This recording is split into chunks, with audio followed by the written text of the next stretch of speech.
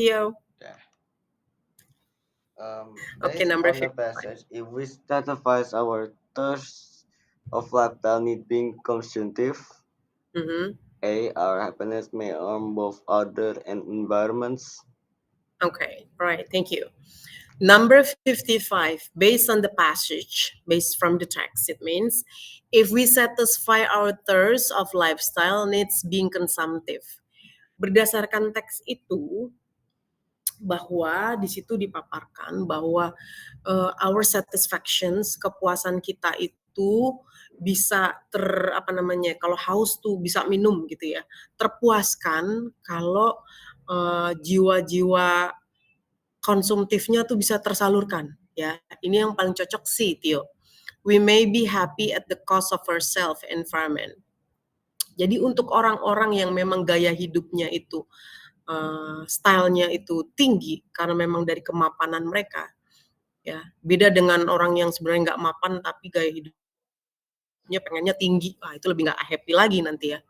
Jadi berdasarkan teks, if we satisfy our thirst of lifestyle needs being consumptive, yang C, we may be happy at the cost of ourselves and environment.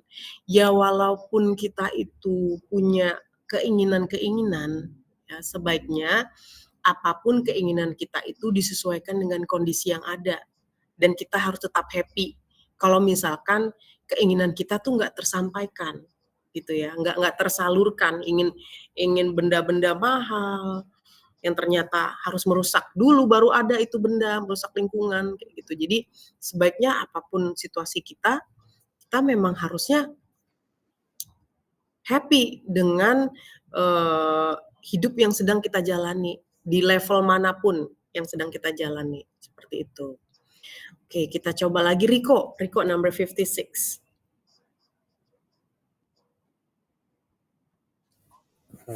People want to escalate as they are tired of what they have and they want something else.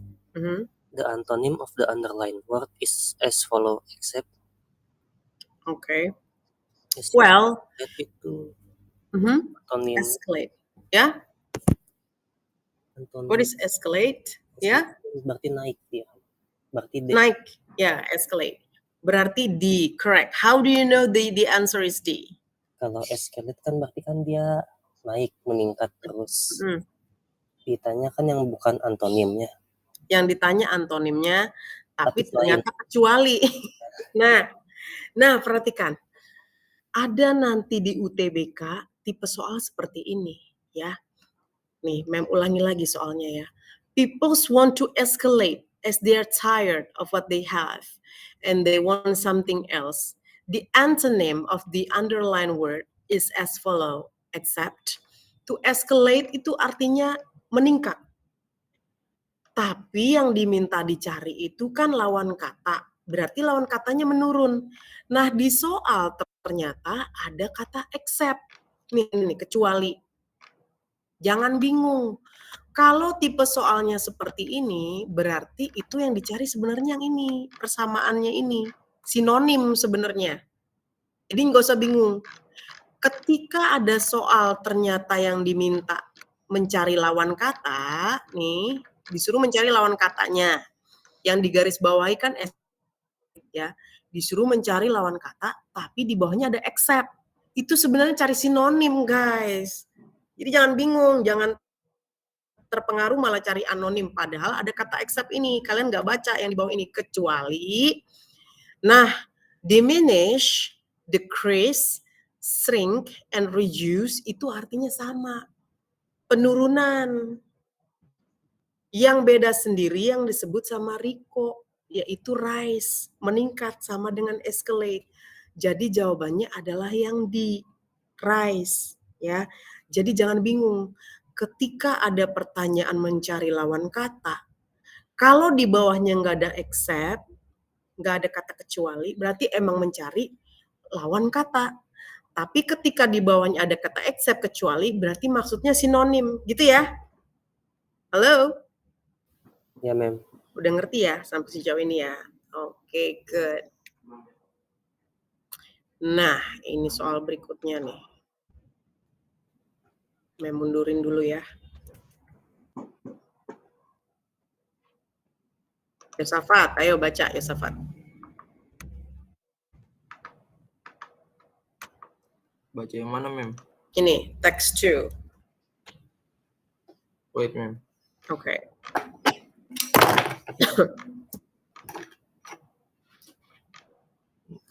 Not all snoring is sleep apnea, but very loud snoring because of the obstructed airway is sometimes a sign of it. Other symptoms are as follows: daytime sleepiness, morning head apa itu, Mem? Ya, Itu bacanya apa? headache, sakit kepala. Morning headaches, high blood pressure, and abrupt awakening or periods when someone else notices that you have stopped breathing. Untreated sleep apnea has been linked to problems with glucose control that can lead to diabetes and with cardiovascular problems such as increased risk of high blood pressure. In addition, there is another potentially deadly effect: traffic accidents caused by sleepy drivers. It is not clear exactly how many such crashes there are, but sleep experts in Europe estimate around 20%. The concern about accidents has led a working group for the European Commission on Sleep Apnea and Driving recommended that Europe require drivers with sleep apnea to get it under control, or else risk losing their licenses. The good news, nggak kelihatan, Mem. Tolong gedein, Mem. The good news, it has been demonstrated clearly now that effective treatment of sleep apnea removes any pulmonary and sleep disorders unit at Saint Vincent University Hospital in Dublin. In Dublin. Oh, in Dublin. 2 decades ago, as few as 4% of men and 2% of women had sleep apnea, but those numbers are increasing in part because more people have risk factors for it, such as obesity. McNicholas says genetic factors may also play a role. Apa itu, Mem? Figures in the region of 5 to 10% are now regularly talked about as prevalence figures for significant sleep apnea. He says the translates to between 35 and 70 million Europeans. With more cases comes another concern. When you consider that you diagnose such people by the monitoring of their breathing while they sleep, then the logistics of that are immense. Not McNicholas. As a result, a good deal of research is focused on ways to easily and effectively find sleep apnea. Both in sleep labs and in the home. Devices that can detect sleep patterns or portable monitors that can track sleep while worn to bed at home are two promising solutions. Treatment can be another story, probably the most familiar and the same time most common and most effective treatment today in CPAP, which stands for continuous positive airways pressure. The system involves small air pump top and a mask that covers the nose and mouth. During sleep, to direct air gently into the upper airways, the thought of sleeping with a mask for the rest of one's life is currently off-putting to some.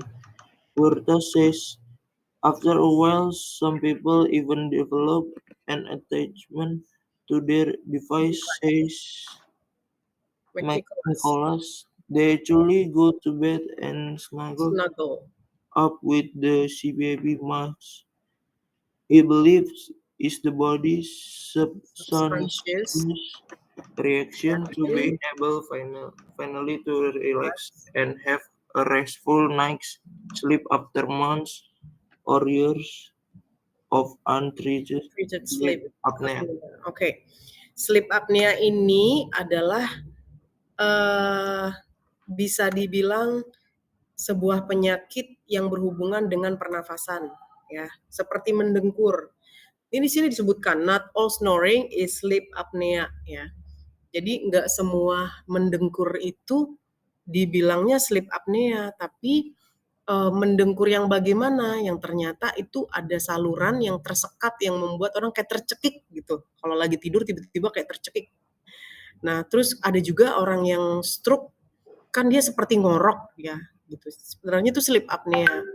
Nah, sleep apnea ini juga kadang-kadang untuk orang yang memiliki penyakit seperti ini berbahayanya ketika dia mengantuk, lalu dia lagi menyetir, tiba-tiba dia ngantuk parah, tiba-tiba dia tuh